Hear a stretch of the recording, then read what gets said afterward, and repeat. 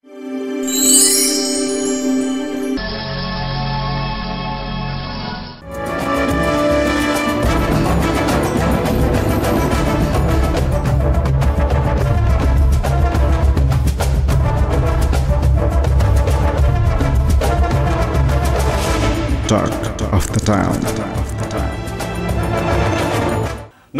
म जगदीश खरेल। कार्यक्रम talk of the टाउनमा यहाँहरूलाई हार्दिक स्वागत छ। हामी विपद जोखिम न्यूनीकरण तथा व्यवस्थापन सम्बन्धी बहसहरू जोडिरहेका छौँ। विपद जोखिम न्यूनीकरण तथा व्यवस्थापन ऐन बनेको छ र यसको प्रभावकारी कार्यान्वयन हुनुपर्छ र यसभित्र रहेका केही संशोधनका गुन्जायसहरू छन् भने पनि संशोधन गर्दै अगाडि लग्नुपर्छ। सबैभन्दा पहिलो कुरा त ऐनभित्रका राम्रा प्रावधानहरू के छन् जसको कार्यान्वयनले नेपालले कुनै पनि खालको विपदको सामना आगामी दिनमा सहज रूपमा गर्न सक्छ, यो विषय बुझ्न जरुरी छ। र अहिले कार्यान्वयनको काम कसरी अगाडि बढिरहेको छ यो अर्को महत्त्वपूर्ण पाटो हो भने संशोधनका गुन्जायसहरू के छन् अर्को महत्त्वपूर्ण पाटो हो। यो विषयमा आज हामी चर्चा गर्नेछौँ। सबैभन्दा पहिला यो रिपोर्ट। यो प्रस्तावको पक्षमा हुने मान्य सदस्यहरूले हुन्छ भन्नुहोस्, यसको विपक्षमा हुने मान्य सदस्यहरूले हुन्न भन्नुहोस्। हुन्न भन्ने आवाज सुनिएन, तसर्थ विपद जोखिम न्यूनीकरण तथा व्यवस्थापन विधेयक 2074 सर्वसम्मतले पारित भएको घोषणा गर्दै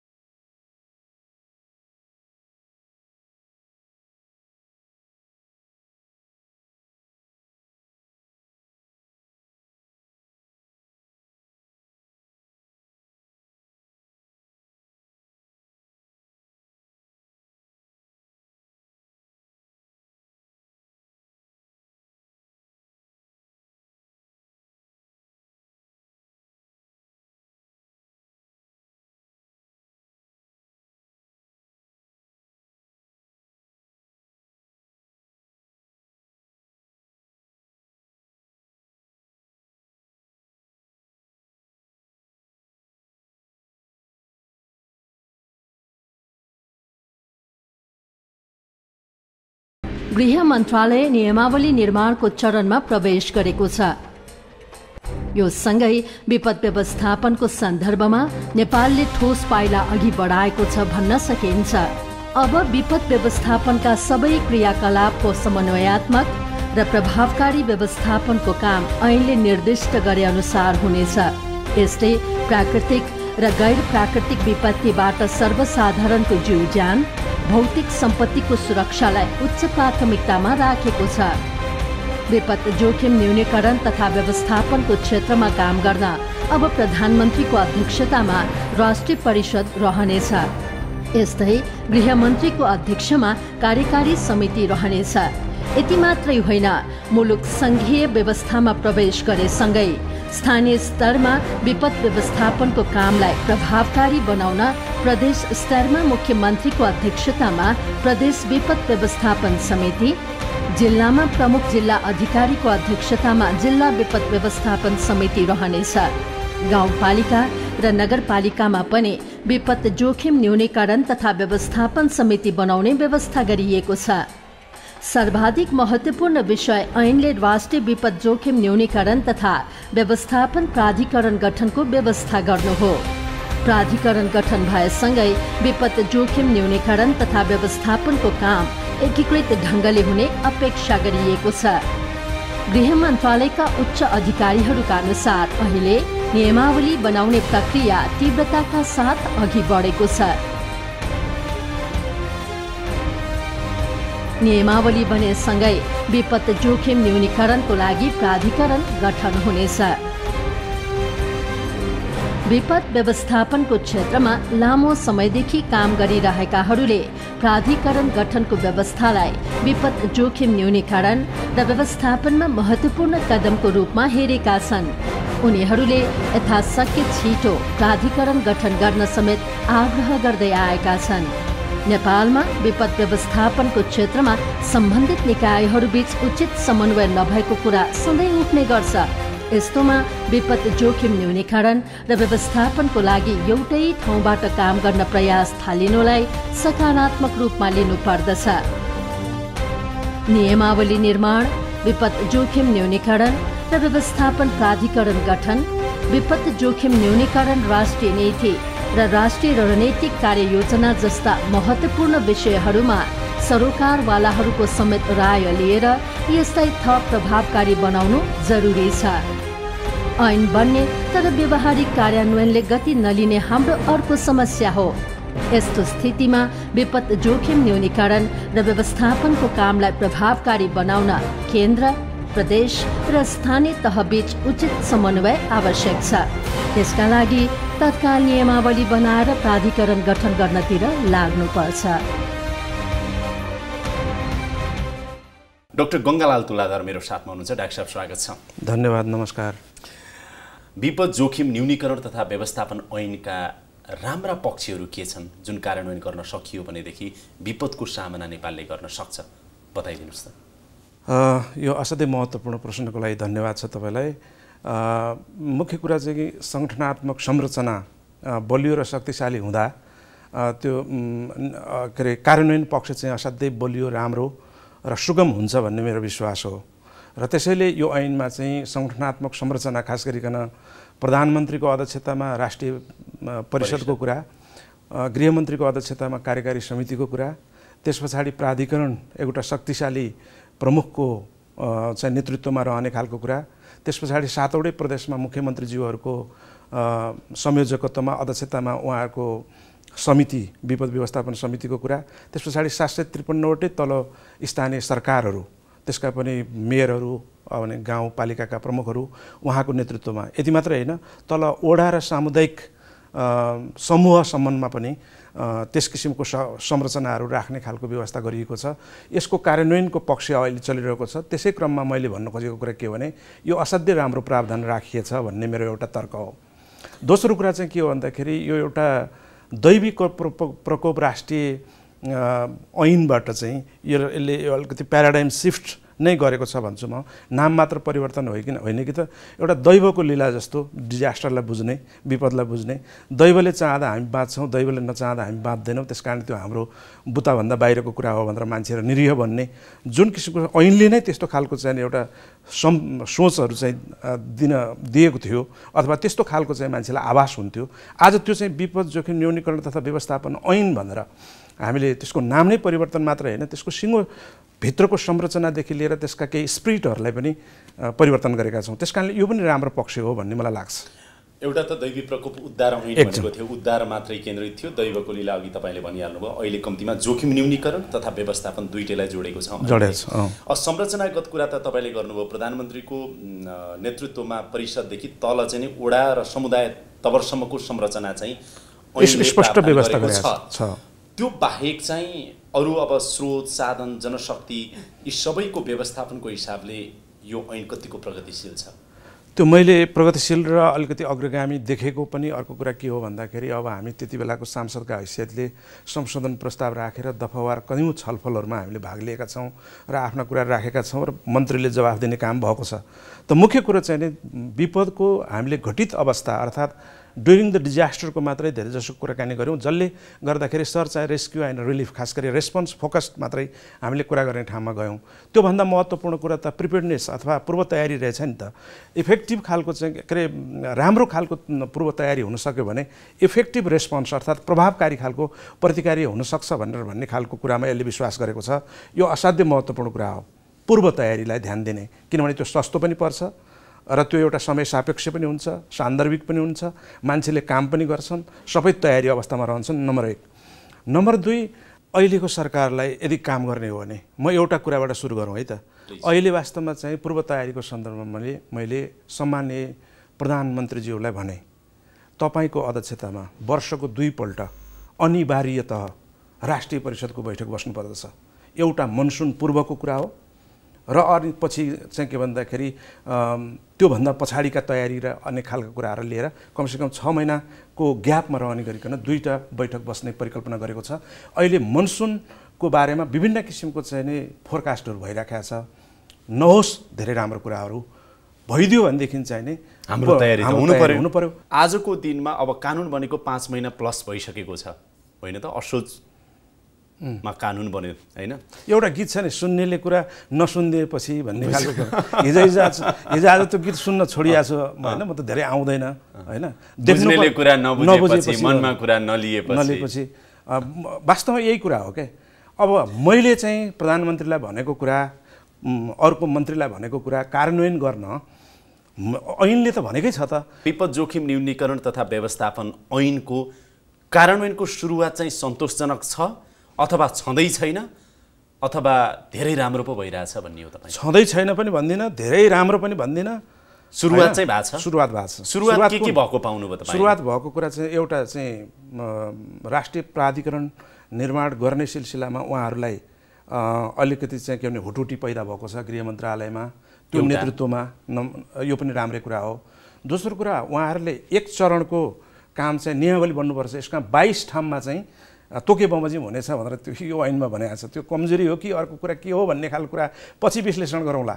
तर यो ऐनमा 22 ठाउँमा चाहिँ तोके बमोजिम भन्ने छ। तोके बमोजिम भनिसके पछाडि त्यो नियमावलीले त्यसलाई चाहिँ पुनर्व्याख्या गर्न जरुरी हुन्छ। त्यस कारणले नियमावली बनाउन ढिला गर्न हुँदैन। आज ऐन बनेको यति लामो समय हुँदाखेरि पनि नियमावली नबन्नु चाहिँ कमजोरी हो। तर नियमावलीको प्रारम्भिक चरण चाहिँ के भन्दाखेरि ड्राफ्ट मैले पनि पाएको छु। त्यस कारणले उहाँहरूलाई धन्यवाद दिनैपर्छ, यति भने पनि गर्नुभएको छ। तर गृह मन्त्रालयका सहसचिव केदार न्यौपानेले हामीसँग कि अघिल्लो हप्ताको कुराकानीमा के भन्नुभयो भने अलमोस्ट ड्राफ्ट मस्यौदा तयार भइसकेको छ, हाम्रो तर्फको काम करिब सकिएको छ, अब हामी चाहिँ नि क्याबिनेटमा लाने प्रक्रियामा अगाडि बढाउँदैछौँ भन्नुभयो। अब त्यो अहिले गृह मन्त्रालयले तयार गरिरहेको मस्यौदा आफैमा कतिको राम्रो छ, प्रभावकारी लागेको छ कि छैन तपाईँलाई? त्यो टिकै झिलझिल पर्ने खालको देखिने खालको त छैन होइन, तर त्यसले अहिलेको चाहिँ आवश्यकतालाई एड्रेस गर्न कोसिस गरेको छ होइन। त्यो गृह मन्त्रालयको इन हाउस प्रोडक्सन हो। त्यो भनेको मतलब गृह मन्त्रालयको आन्तरिक जीवनबाट उत्पादित त्यो वस्तु हो होइन। स्वाभाविक रूपले त्यहाँ एउटा कन्फ्लिक्ट छ, तपाईँले बुझिहाल्नु भएको छ। गृह मन्त्रालयको सारा परिवार जोसुकै भए पनि, इभन गृहमन्त्री नै अहिलेकै कुरा किन नगरौँ, जो गृहमन्त्री गए पनि त्यहाँ के कारणले प्रभावित हुन्छ मलाई थाहा छैन। तर त्यहाँको शक्ति, त्यहाँका चाहिँ चलखेलहरू दलदल भन्दा बाहिर चाहिँ नि जान कोसिस नगर्ने। त्यसैले मैले पूर्व गृहमन्त्री जनार्दनजीसँग चाहिँ नि संसदमै मैले दोहोरी परेको थियो उहाँहरूको कुरामा। के परेको थियो भन्नु होला भने उहाँले भन्नुभयो यो गृह मन्त्रालय अन्तर्गतै राख्नुपर्छ। मैले भने हुँदैन, यो चाहिँ प्रधानमन्त्री अन्तर्गत राख्नुपर्छ। यो शक्तिशाली बनाउने कुरा गर्छौँ, एनडिएमएको कुरा, यो स्वायत्त बनाउने खालको कुराकानी गर्छौँ भनेर भने त्यो गर्नुपर्छ। त्यसो गर्दै जाँदाखेरि त स्वाभाविक रूपले एनडिएमए शक्तिशाली हो भन्ने खालको कुरा भने त अहिले गृह मन्त्रालयले जे प्रकारको चाहिँ इन्जोय गर्दै आएको छ त्यसमा त अलिकति कटौती त हुन्छ। त्यो कटौती भएको कुरा मान्छेले देख्न सक्छ। तर नियमावली त गृह मन्त्रालयले बनाउने होइन, उसले त मस्यौदा मात्रै तयार गर्ने हो नि। गृह मन्त्रालय बनाउने त अब मन्त्री परिषदले हो, अन्तिममा ओनरसिप त क्याबिनेटले लिने हो। त्योभन्दा अगाडिको तयारी त्यसलाई ओरिजिन कहाँबाट गर्छ त भन्दा उत्पत्ति कहाँबाट हुने, त्यसको ड्राफ्ट कहाँबाट हुन्छ त भनेर भन्दा गृह मन्त्रालयबाटै हुन्छ। केदार न्यौपानेजीले भनेको कुरा सही हो, उहाँको नेतृत्वले गर्नुपर्ने काम सिद्धिएको छ। अब मन्त्रीको लेभलमा आइपुगेको छ, मन्त्रीले त्यसलाई मन्त्रालय स्तरको मन्त्री स्तरको निर्णयबाट त्यो सल्लाहको निम्ति सुझावको निम्ति कानुन मन्त्रालय जान्छ, कानुन मन्त्रालयले चाहिँ अर्थ मन्त्रालय जान्छ, त्यहाँबाट आइसके पछाडि क्याबिनेटमा प्रस्तावसहित जान्छ। क्याबिनेटले पनि हुबहु पास नगर्न सक्छ। त्यहाँ अहिले नयाँ बनेको विपद जोखिम न्यूनीकरण तथा व्यवस्थापन ऐनको राम्रा पक्षहरू के छन्, कार्यान्वयनको सुरुवात कस्तो छ र संशोधनका गुन्जाइसहरू छन् कि भन्ने विषयमा अन्य सरोकारवालाहरूसँग पनि कुराकानी गरेका छौँ। प्रधानमन्त्रीको अध्यक्षतामा विपद जोखिम न्यूनीकरण तथा राष्ट्रिय परिषदको स्थापना भएको छ, गठन भएको छ। त्यसको बैठक पनि वर्षमा अनिवार्य रूपमा 2 पटक गर्नुपर्छ भनेर चाहिँ तोकिदिएको छ। त्यसले गर्दाखेरि अरू परिषदहरूको जस्तो हालत नहोला, एउटा राम्रो पक्ष त्यो छ भने। त्यसै गरी हाम्रो अहिलेको सन्दर्भमा विपद जोखिम न्यूनीकरण तथा व्यवस्थापन प्राधिकरण गठन गर्ने कुरा ऐनले बोलेको छ।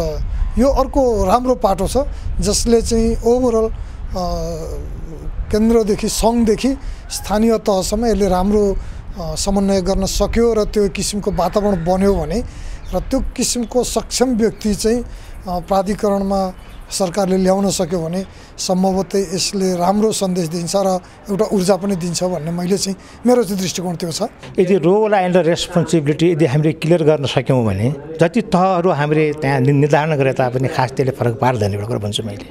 यसो भएका हुनाले एउटा स्वतन्त्र निकाय छुट्टै निकाय जसले विपद व्यवस्थापनको क्षेत्रमा काम गर्नु भन्ने जो हाम्रो चाहना थियो त्यो प्राधिकरणको व्यवस्थापनले पुरा गरेको छ।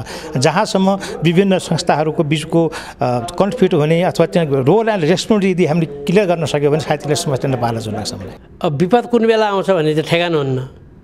विपद पनि धेरै किसिमका हुन्छन्, प्राकृतिक गैर प्राकृतिक। त्यस कारणले कुन प्रकारको विपद कहिले पर्छ भन्ने कुरो ठेगान नहुने भए हुनाले यसलाई चाहिँ नि स्थायी संरचना बनाएर त्यसको लागि स्थायी कोष पनि बनाएर रेडी अवस्थामा रेस्क्यु गर्न सक्ने तत्काल चाहिँ नि राहत उद्धार गर्न सक्ने खालको काम गर्नको निम्ति अहिले बनेको नयाँ ऐनले व्यवस्थापन गरेको छ, त्यसको प्रावधानहरू गरेको छ। अब नियमावली पनि बनाउने चाहिँ नि नेपाल सरकारले छिटोभन्दा छिटो यो नियमावली बनाओस् भनेर हामीले माग गरिराखेका छौँ। तपाईँ त आफै मन्त्री भइसक्नु भएको मान्छे, शिक्षा मन्त्री भइसक्नु भएको मान्छे, सांसद भइसक्नु भएको मान्छे, अहिले सत्तासीन पार्टीको तपाईँ नेता हुनुहुन्छ भने चाहिँ गृहले मस्यौदा यस्तो बनायो भनेर तपाईँले त अब गुनासो मात्रै गर्ने ठाउँ रहेन नि। त्यसैले मैले भनेको कुराले कतै क्याबिनेटसम्म पुगेर महत्त्वपूर्ण प्रभावकारी नियमावली आउँछ है भनेर तपाईँले चाहिँ नि आम जनतालाई एस्योर गराउनु पर्यो। जगदीशजीको प्रश्न जहिले पनि बडो यस्तै खालको किलकिले समात्ने खालको हुन्छ। म तपाईँलाई प्रश्न कुरा के भन्छु भने मसँग अनुभव नभए होइन छ र मैले चाहिँ के भन्दाखेरि अर्को ढङ्गले व्याख्या गर्नु पनि हुँदैन। तर यसको प्रक्रिया यति लामो छ कि वास्तवमा अहिले चाहेर पनि त्यो 2 दिनमै चाहिँ नियमावली पारित हुँदैन मात्रै भन्नु खोजेको हो। त्यसो भए मेरो भूमिका कहाँ हुन्छ त्यो पनि मैले देखाएको छु। जस्तो यो भित्र पनि बाहिर पब्लिसिटी मात्र नभए हो, मैले आफ्नो ढङ्गले चाहिँ साथीहरूसँग बसेर यस्तो प्रावधान राख्दा बेस हुन्छ, तपाईँ यसरी जाँदा बेस हुन्छ भनेर सुझाव मैले जम्मै ठाउँमा इन्फर्मल्ली दिएको छु। अब त्यो कानुन मन्त्रालयमा गयो भनेर भने त्यहाँ पनि मेरा साथीहरू होलान्, मैले भन्नुपर्ने मान्छेहरू होलान्। त्यस पछाडि क्याबिनेटमै जाला, क्याबिनेटमा पनि चाहिँ विधेयक समिति भन्ने हुन्छ, त्यसले छलफल गर्ने भनेर समय लियो भनेर भने पनि क्याबिनेट मिनिस्टरहरूसँग पनि म गएर कुराकानी गर्न सक्छु। गुड फेथमा, गुड कजमा। यति धेरै आशामा राम्रो नियमावली बन्ने छ कोसिस हो डाक्टर साहब? कोसिस हो, किनभने त्यसको ओरिजिन जुन छ नि अहिले सुरुदेखिकै ड्राफ्टिङको फेजबाट जुन सोचका साथ जुन मानसिकताका साथ काम गरियो नि त्यो मानसिकतामा एउटा चाहिँ के भन्दाखेरि कमी भनेको के म देख्छु भनेर भन्दाखेरि त्यो स्वतन्त्र निकायको रूपमा, शक्तिशाली निकायको रूपमा, साधन स्रोतले सम्पन्न निकायको रूपमा जो एनडिएमए राष्ट्रिय प्राधिकरणको हामीले परिकल्पना गरेका छौँ त्यसलाई बन्न त्यस ढङ्गले खुला हृदयले भन्ने हो भने खुला हृदयले बन्न नदिएको देखिन्छ। नम्बर 1 त्यसलाई त चिर्नु पर्यो नि। अब चिर्नु पर्यो। तपाईँहरूको जस्तो भूमिकाको पनि जरुरत छ यहाँ होइन, बाहिर पनि अलिकति जनताको चेतना स्तरले पनि काम गर्नु पर्यो। म यहाँ एउटा स्मरण गराउन चाहन्छु र यो खुसी सेयर पनि गरौँ दर्शकसँग। गत साल 2074 साल 4 महिना 12 गते साउन 12 गतेको दिन तपाईँले यो कार्यक्रम टक अफ द टाउनमा आएर लिखित प्रतिबद्धता के गर्नुभएको रहेछ भने विपद जोखिम न्यूनीकरण एवं व्यवस्थापन विधेयक 2074 चालु अधिवेशनमै संसदमा आउनेछ र पारित गरिनेछ। उक्त ऐन बनिरहँदा एउटा शक्तिशाली स्रोत साधन सम्पन्न र स्वायत्त संस्थाको व्यवस्था गर्ने प्रावधानतर्फ मेरो सक्रिय भूमिका रहनेछ। यो भनेको प्राधिकरणको लागि रहनेछ भनेर तपाईँले चाहिँ सांसदको हैसियतमा गत साल चाहिँ यो लिखित प्रतिबद्धता हामीसँग गर्नुभएको रहेछ। खुसी लाग्यो। धन्य त्यो पुरा भएछ होइन, खुसी लाग्यो। ऐन पनि विधेयक गयो, ऐन बन्यो, अहिले हामीसँग नयाँ ऐन पनि छ। यसको लागि तपाईँलाई बधाई पनि छ, धन्यवाद पनि छ। मैले फेरि दोहोऱ्याएर भने तपाईँको लिखित प्रतिबद्धता, तपाईँ जस्तै धेरै सांसदहरूको प्रतिबद्धता पुरा भएको छ। अब पालो आएको छ यो मैले भनिरहँदा सम्झाउन खोजेको नियमावलीमा पनि हो। नियमावली त अब प्रभावकारी बन्नु पर्यो। अनि तपाईँले यहाँ उल्लेख गर्नुभएको छ यहाँ 80% पो सक्यो त डाक्टर साहब। 20% त तपाईँले स्रोत सम्पन्न, साधन सम्पन्न, स्वायत्त संस्था, त्यो भनेको प्राधिकरणै होला, त्यो बनाउन त बाँकी छ है। त्यो मैले बडो जानी बुझिकन एउटा शब्द प्रयोग गरेको छु त्यहाँ। हजुर, शक्तिशाली होइन साधन स्रोत सम्पन्न एउटा स्वायत्त संस्थाको कुरा गरेको छु। त्यति बेला त्यो लेखिरहँदा नि त्यहाँ मेरो मन्त्रालय लेख्ने इच्छा थियो, तर परिस्थितिले मलाई चाहिँ दिएन। त्यस कारणले मैले त्यसो भनेर प्राधिकरणमा आइपुगेँ, जहाँसम्म 80% काम भएको भन्ने खालको कुरा तपाईँको स्वीकारोक्ति हो भने तपाईँको यो असाध्य लोकप्रिय च्यानल मार्फत म के भन्न चाहन्छु भने त्यो 20% काम पुरा गर्न पनि म सक्छु। त्यो भनेको अब प्रभावकारी नियमावली बनाउने कुरा र तपाईँले अघि भन्नु शक्तिशाली स्रोत साधन सम्पन्न स्वायत्त प्राधिकरण गठन गर्ने कुरा नियमावलीले त्यो म सक्छु। 2-3वटा कुराले, किनभने मेरो चाहिँ कुराहरू सुनिदिने सरकार छ। मैले भन्दै आएको कुरालाई मानिँदै आउनुहुने मेरो नेता सम्माननीय प्रधानमन्त्री हुनुहुन्छ, उहाँलाई मैले एकचोटि भने विधेयक संसदमा ल्याउन यिनीहरूले ढिलाइ गरे, अहिलेको सरकारले ढिलाइ गर्यो। तपाईँ प्रमुख प्रतिपक्षी दलको नेताको हैसियतले अध्यक्ष महोदय तपाईँले चाहिँ त्यहाँ विशेष समय लिएर बोलिदिनुहोस् न एकचोटि भनेर मैले भने। उहाँले बोल्नुभयो त्यो कुरा। अनि बोल्नु भइसके पछाडि जनार्दन शर्मा गृहमन्त्रीजीले विधेयक ल्याउनु पनि भयो। त्यस कारणले हरेक बोलेको कुरा पुरा गर्ने मेरो त प्रधानमन्त्री हुनुहुन्छ देशमा, मेरो पार्टीको अध्यक्ष हुनुहुन्छ। तपाईँको टक अफ द टाउनमा आएर उहाँले चाहिँ कमिटमेन्ट गरेको कुरा अहिलेसम्म पनि तपाईँको रेकर्डमा होला। त्यस कारणले उहाँ डिजास्टर बुझेको सम्माननीय प्रधानमन्त्री मेरो नेता, त्यो पनि अहिले शक्तिशाली कम्युनिस्ट पार्टीको नेता, त्यो पनि 2/3 बहुमत प्राप्त नेता। उहाँले चाहनुभयो भनेदेखि चाहिँ यो शक्तिशाली निकाय बनाउने, स्वतन्त्र बनाउने अनि हैसियत भएको बनाउने, साधन स्रोतले सम्पन्न बनाउने, त्यो खालको कुरामा कुनै कमी हुँदैन भन्ने मलाई लाग्छ। त्यस कारणले मैले आफूले जानेसम्म, मैले मेरो शक्तिले भ्याएसम्म मैले उहाँलाई अनुरोध गरेको छु, बन्छ भन्ने मलाई लाग्छ। गृहमन्त्री हुनुहुन्छ, एकदम राम्रो मान्छे हुनुहुन्छ, उहाँसँग मैले धेरै पटक कुराकानी गरेको छु होइन। राम्रो बनाउने भन्ने खालको कुरामा उहाँ कुनै कसर बाँकी नराख्ने गरिकन जानुहुन्छ भन्ने मलाई लाग्छ। अब रह्यो तपाईँहरू जस्तो मिडियाका साथीहरू जो के अरे आफ्नो सुरुदेखि चाहिँ तपाईँहरू एउटा दृढ इच्छा शक्तिका साथ लागिराख्नु भएको छ। अब तपाईँहरूले पनि प्रयत्न गर्नु पर्यो र त्यो धेरै ठाउँबाट चाहिँ आवाजहरू बुलन्द हुनु पर्यो।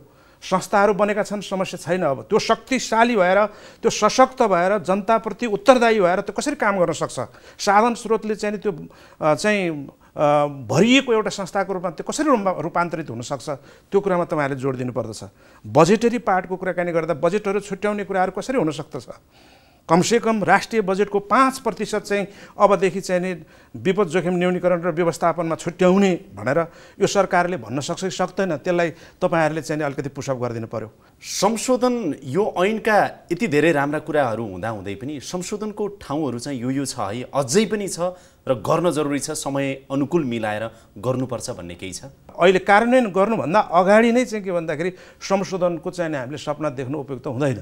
भने यसरी कुरा बुझौँ, अहिले संशोधनतिर जाने भन्दा पनि भएको प्रावधानको प्रभावकारी कार्यान्वयन गर्नु पर्यो र त्यस अन्तर्गत बन्ने नियमावली र विभिन्न संरचनाहरू छन् ती चाहिँ राम्रो बनाउनु पर्यो। तिनीहरूलाई जहाँ गएर काम गर्न अप्ठ्यारो पर्छ, जस्तो उदाहरणको लागि हामीले राष्ट्रिय प्राधिकरण पनि बनायौँ। त्यो राष्ट्रिय प्राधिकरणलाई हामीले गृह मन्त्रालयको अन्तर्गत हुन्छ भनेर लेखेका छौँ। अनि त्यो राष्ट्रिय प्राधिकरणमा शक्तिशाली एउटा मान्छे चाहिँ सिओ नियुक्ति गर्ने हामीले कुराकानी गरेका छौँ। 10 वर्षसम्म चाहिँ नि डिजास्टरको क्षेत्रमा विहङ्गम अनुभव प्राप्त गरेको, कमसेकम स्नातकोत्तर तहको चाहिँ मास्टर्स डिग्री चाहिँ गरेको एउटा चाहिँ व्यक्ति चाहिँ बजारबाट छान्ने भनेका छौँ। त्यसको निम्ति एउटा सर्च कमिटी बनाएर उनको प्रेजेन्टेसन हेरेर उनको लिखित अन्तर्वार्ताको परीक्षाबाट चाहिँ उनलाई चाहिँ ठिक हो भन्ने पाइसकेपछि 3 जना व्यक्ति होइन लाई चाहिँ सरकारमा नियुक्तिको लागि सिफारिस गरेर सरकारले त्यसमध्येको 1 जना गर्ने भन्ने जस्तो तरिकाले हामी जान खोजिरहेका छौँ। भनेपछि त नयाँ खालको चाहिँ हामीले सोच नल्याएको होइन, तर त्यो कार्यान्वयनमा चाहिँ के हुन्छ त? त्यो जस्तो उदाहरणको लागि त्यसरी हामीले नियुक्ति गरेको एउटा सिओ बिल्कुलै निरीह जस्तो बन्नुपर्ने, गृह मन्त्रालयले मलाई कुनै कामै गर्न दिएन, सचिव एकदम त्यहाँ हाबी भयो, मन्त्रीले मलाई चिन्दैन, म राज्य मन्त्री स्तरको चाहिँ मलाई स्ट्याटस दिएर के गर्नु, मलाई बजेटको लागि चाहिँ एउटा लेखापालले हल्लाइदिन्छ भनेर उसले रुन्चेश्वरमा कुराकानी गर्ने मात्र होइन, नियुक्ति भएको 2 महिना 3 महिनामा राजीनामा दिनुपर्ने स्थिति आयो भनेर भने हो त्यहाँ चाहिँ कमजोरी भएछ भनेर भन्नु पर्यो। त्यहीँनिर त ऐनको मर्म अनुसार ऐनको स्पिरिट अनुसारको नियमावली अब बनाउनु पर्यो डाक्टर साहब, बनाउनु पर्यो। यही कुरा तपाईँले अहिले जे भन्नुभएको छ, प्रभावकारी नियमावली बनाउने, राष्ट्रिय विपद व्यवस्थापन प्राधिकरण सशक्त प्राधिकरण बनाउने कुराहरूमा चाहिँ मेरो भूमिका हुन्छ गर्छु भन्ने जुन कमिटमेन्ट तपाईँले व्यक्त गर्नुभएको छ। शक्तिशाली पार्टीको शक्तिशाली प्रधानमन्त्री हुनुहुन्छ, त्यो पनि मेरै पार्टीको हुनुहुन्छ, विपद बुझेको हुनुहुन्छ र म उहाँसँग सिधा कुरा गर्न सक्ने हैसियत र ल्यागत पनि राख्छु म डाक्टर गङ्गालाल तुलाधर भनेर चाहिँ जुन खालको चाहिँ एउटा विश्वास तपाईँले हाम्रो दर्शकहरूलाई देखाउनु भएको छ, यही कुरा मलाई छोटोमा लिखित रूपमा लिन चाहन्छु।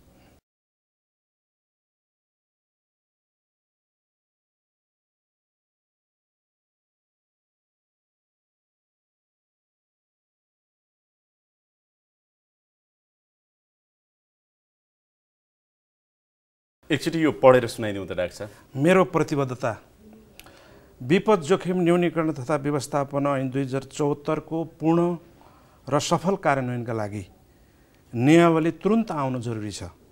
त्यसैका लागि म अहोरात्र लाग्नेछु। आशा गरौँ शक्तिशाली प्राधिकरण छिट्टै गठन हुनेछ। यो तपाईको प्रतिबद्धता कार्यान्वयन होस्, हामी नियमित फलोअप पनि गर्नेछौँ र डाक्टर साहब धेरै धेरै शुभकामना छ र कार्यक्रममा यो समय अनि संवादका लागि धेरै धेरै धन्यवाद छ। ल धेरै धेरै धन्यवाद छ। नमस्कार। हवस् त, यसका साथै अहिलेको लागि यो कार्यक्रम यहीँ बिट मार्ने अनुमति चाहन्छु। कार्यक्रम युनिटका सम्पूर्ण सहकर्मीहरूको साथमा मलाई पनि बिदा दिनुहोस्। नमस्कार।